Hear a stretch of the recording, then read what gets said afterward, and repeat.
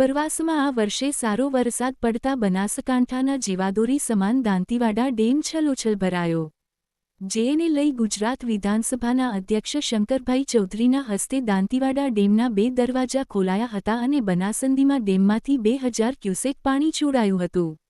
દાંતવાડા ડેમના 9 અને 10 નંબરના દરવાજા ખોલાયા. ડેમ છલોછલ ભરાતા બનાસકાંઠા પાટણના 170 જેટલા ગામોને થશે ફાયદો. ઉનાળુ અને શિયાળુ બંને સિઝનના પાક માટે ખેડૂતોને સિંચાઈ માટે મળશે ભરપૂર પાણી. ગુજરાત વિધાનસભાના અધ્યક્ષ દ્વારા નીચાણવાળા વિસ્તારોમાં રહેતા લોકોને સાવચેતી રાખવા અપીલ કરાઈ હતી. બનાસંદીમાં ડેમનું પાણી છોડાતા ખેડૂત આલમમાં ખુશી જોવા મળી હતી. આ વર્ષ દાંતીવાડા ડેમ ભરાતા નદીમાં પાણી છોડાતા નીચે ઉતરી રહેલા પાણીના તળ ઊંચા આવવાની શક્યતાઓ છે. અહેવાલ અશોક ઠાકોર, બનાસકાંઠા.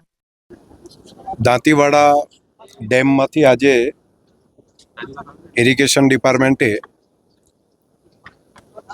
પાણી પૂરતા પ્રમાણમાં હોવાથી 2000 ક્યુસેક પાણી 9 નંબર અને 10 નંબર બંને ગેટ ખોલવાનો નિર્ણય આજે કર્યો અને અમે અહીંયા મહાનુભાવો, ધારાસભ્યશ્રીઓ, તેમની ઉપસ્થિતિમાં, અધિકારીઓની ઉપસ્થિતિમાં આજે ગેટ ખોલ્યા છે. નદીના વિસ્તારમાં રહેતા તમામ પ્રજાજનોને આ પાણી આવે છે તો થોડા સાવધાન રહે. પાણી એટલે 2 કાંઠે ચાલે એટલું નથી, પરંતુ ખાડા ઘણા બધા પડેલા છે, તો ત્યાં કોઈ બાળકો કે પાણી જોઈ અને કુતૂહલવશ ત્યાં આગળ ન જાય એવી મારી વિનંતી હતી.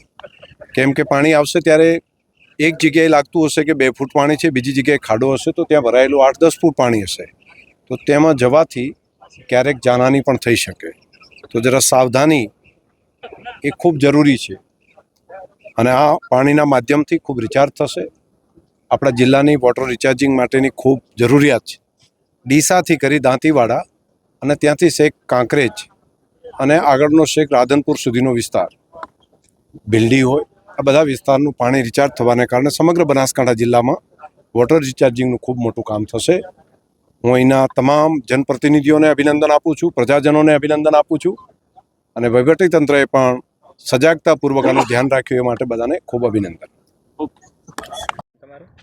મારું નામ પોપટસિંહ વાઘેલા.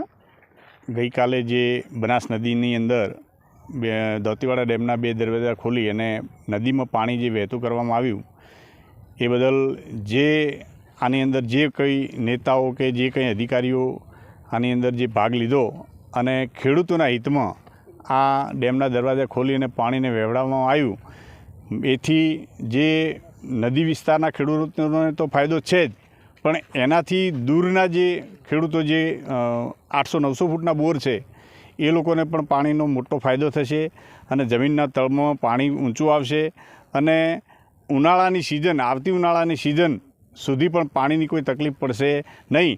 પરમાત્માને પ્રાર્થના કરીએ કે ઉપરવાસમાં વધારે વરસાદ વરસાવે અને આ જે પાણી ચાલે છે એનાથી ડબલ પાણી આવતું થાય અને છેક રાધનપુર તાલુકો, કોંકરેજ તાલુકો અને ડીસા તાલુકાના દરેક ગામડાઓના ખેડૂતોને મોટો ફાયદો થાય એવી પરમાત્માને પ્રાર્થના કરીએ છીએ.